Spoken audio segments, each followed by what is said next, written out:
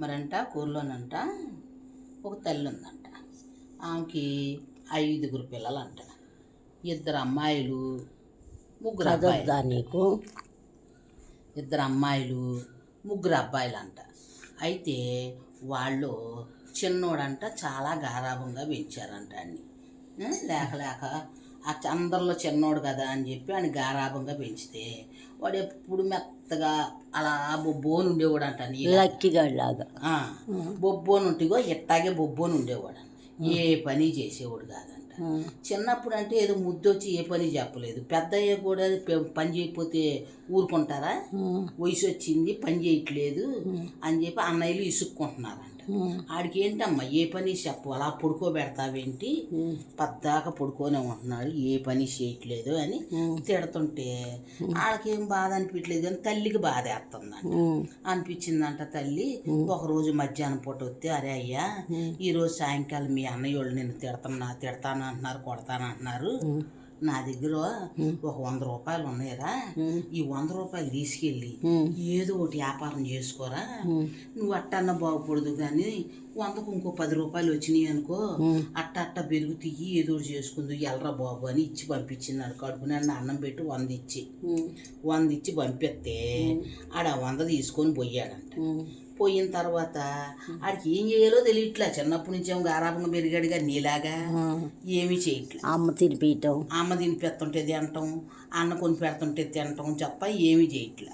అట చేస్తుంటే ఆ రోజు ఏమైంది, ఆ మొగ తీసుకొని వెళ్తే ఆడి తిరిగి అంట ఓ సాటకి వెళ్ళాడంట. అక్కడ కోతులు ఆడిచ్చేవాడు కనపడ్డాడంట. ఆ కోతులు ఆడిచ్చేవాడు కనపడితే ఆ కోతులు ఆడిచ్చేవాడిని చూసి ఆడంట అన్ని కోతులకి మేత పెట్టాడంట, కానీ ఒక కోతికి మేత పెట్టలేదంట. అదేంటి ఆ 3 కోతులకి మేత పెట్టావు, ఈ కోతికి మేత పెట్టలేదు ఏంటి అని అడిగాడంట. ఆడిచ్చి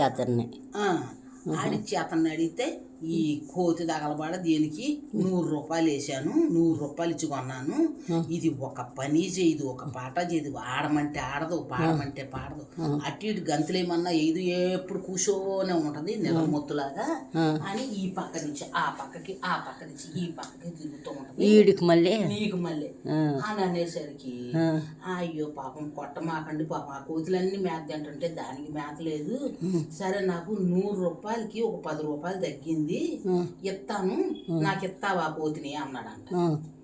సరే ఇస్తాను అన్నాడు. అన్నాక 10 రూపాయలు ఏం చేశాడు వాళ్ళ అమ్మ కూడా 100 రూపాయలు అన్నాక ఆ డబ్బులు ఏం చేశాడు, 10 రూపాయలు తగ్గించి అడిగిచ్చి ఆ కోతిని తీసుకున్నాడు. ఈడేం చేశాడు, 10 రూపాయలు తగ్గితే తగ్గినీలే, ఈ 90 రూపాయలు వచ్చినా వస్తాయి కదా, ఈ దిక్కుమాల కోతికి మేత దండగా నాకని ఈడికి అంటగట్టాడు. ఆడ కోతిని తీసుకొని ఓ 10 రూపాయలు పెట్టి అట్టుపొడి కొని దానికి పెట్టాడు. ఈ 10 రూపాయలు ఆపాడుగా, ఆ 10 రూపాయలు అట్టుపొడి కొని దానికి తినిపించాడు. అది తిని ఈడు వెనకాల పడికి వచ్చింది. ఈడు వెనకాల వస్తే ఇంటికి వచ్చాడు. ఇంటికి వచ్చేసరికి వాళ్ళ అన్నయ్య కారాలు మెరాలు నూరుతున్నారు అన్నదమ్ములు. ఏరా నువ్వు పని చేయకుండా పాట చేయకుండా ఇంట్లో ఉంటే ఇలా పడుకొని ఉంటే పద్దాక ఎవడు పెడతాడా నీకు అన్నము, నీకు అమ్మ ఉన్నన్నాళ్ళు పెడతాడు, అమ్మ బలి లేనప్పుడు ఎవడు పెడతాడు, అసలు నువ్వు మా ఇంట్లో ఉంటాకి లేదు, పో బయటకు అన్నారంట. ఏంటి అయింది వచ్చింది, మా ఇంట్లో ఉండద్దు బయటికి పో అన్నారంట. అనేసరికి ఆ వదిలి చూసి అన్నయ్యలకి ఎక్కే చెప్పారు, అమ్మ వందిచ్చిందని. అనేసరికి అదే అయ్యా మీ అన్నయ్య ఊరుకోవట్లేదు, వెళ్ళిపోరా అంటుంటే ఈలోపు ఈయన కొట్టబోయే టయానికి ఈ కోతి వచ్చి పడుద్ది వాళ్ళ మీద పడుద్ది. వాళ్ళ మీద పడేసరికి ఈడేం చేస్తుంది, ఈ కోతి వచ్చేసరే నీకు తోడు కోతిని దాన్ని తీసుకొచ్చావు అని దాన్ని కూడా కొట్టపోతే ఈ పో బయటకంటే ఈడు వెళ్ళిపోతుంది, ఈడు వెనకాల పడి ఆ కోతి కూడా వెళ్ళిపోతుంది. ఈడు వెళ్ళిపోయి ఏడ్చుకుంటా దిగాలుగా రోడ్డు మీదకి వెళ్ళి కూకుంటాడు. అలా నడుచుకొని పోయి ఆ సముద్రం ఒడ్డును కూకుంటాడు. కూర్చుంటే వీటితో పాటుగా అది కూర్చుంటుంది. అక్కడేమొద్ది ఒక పడవను కట్టుకొని ఒక వాడ వేసుకొని వస్తారు. వాళ్ళు అంటారు, ఏంట్రా చిన్నవాడు అలా కూర్చున్నావు అంటారు. ఏమీ లేదంటే మా ఊరు వస్తావేరా, మాతో పాటు వ్యాపారానికి వస్తావేరా అంటే, ఏం వ్యాపారం అంటే ఏదో వ్యాపారం మేము చేస్తాం నువ్వు రా అంటారు. సర్లేని వెళ్తాడు. వెళ్ళిన తర్వాత ఆ వ్యాపారం చేస్తుంటే చేద్దామని రమ్మనేసరికి ఎక్కాడుగా పడవెక్కాడు. పడవెక్కి వెళ్తుంటే సముద్రం మధ్యలోకి వెళ్ళిన తర్వాత ఒక్కొక్కడు దూకి లోపలికి అడుక్కెళ్ళి ఆల్చెప్పలు తెస్తున్నారు. అట్లు ముత్యాలు ఉంటాయి అంట. ఆ ఆల్చెప్పలు తెచ్చుకుంటున్నారు వాళ్ళు. వీడికి ఎత్తరాదుగా వీడు మౌనంగా కూకున్నాడు. కూర్చొని అటు చూసి ఇటు చూసి కోతి కనపడదు వీడికి.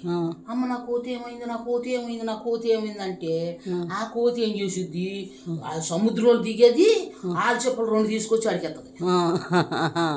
అలాగా అది వీళ్ళకన్నా పెద్ద పెద్దది తెస్తుంది దిగి. ఆల్చెప్పలు పెద్ద పెద్దది తీసుకొచ్చి ఎత్తుంటే ఓ ఇదేంటి ఇది ఎంత లోతు పోతుంది, ఇది మాకన్నా పెద్ద పెద్ద ఇది ఎత్తుంది, ఒరే బలి నేర్పేవరా దీనికి అంటున్నారు వాళ్ళు. నేనేం నేర్పాను దీనికి అనుకుంటున్నాడు. అసలు విషయం ఏంటంటే దీన్ని అంతకు ముందు పెంచినోడు ఆ ఆల్చెప్పలు తీయటం నేర్పాడు. ఆ పని తప్ప దానికి ఏ పని రాదు. అందుకని ఆ సముద్రంలోకి వెళ్ళేసరికి దానికి అది గుర్తొచ్చి దూకింది అనమాట.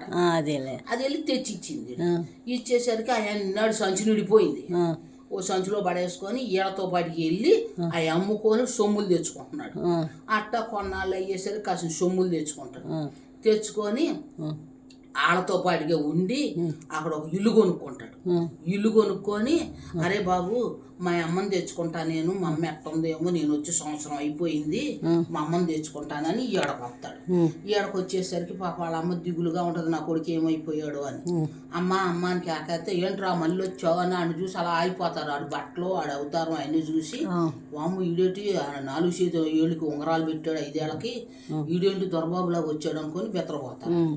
అమ్మాని కేకేస్తాడు. లేచి అయ్యా ఎక్కడున్నావురా, ఏమయ్యావురా అంటే ఎన్నాళ్ళు అన్నయ్యతో ఉన్నావుకమ్మా, ఇప్పుడు నాతో ఉంది కానీ రామ్మ, నాకు ఇల్లు ఉంది, వాకిలు ఉంది రామ్మ అంటే అరే నువ్వు బాగుపడతావని అన్నావు కానీ నిన్ను పోగొట్టుకోవాలని అనలేదు రామని అందములు వచ్చి ఏడుస్తారు వాటేసుకొని. ఏడ్చేసరికి ఏం జరిగిందంటే ఇలా జరిగిందమ్మా, ఇలా జరిగింది, నేను ఇలాగా వ్యాపారం చేశాను, ముత్యాల వ్యాపారం చేస్తున్నాను అని చెప్తాడు. అది జరిగింది కథ. అప్పుడు తల్లి అన్నదమ్ములు అందరూ కలిసి వీడికి ఒక పిల్లని చూసి పెళ్లి చేస్తారు. ఇది కథ. ఎలా ఉందిరా కథ? సూపర్. అలాంటి కథలు అంటే మంచిది. సరే హాయ్ హాయ్ హాయ్ చెప్పండి. హాయ్.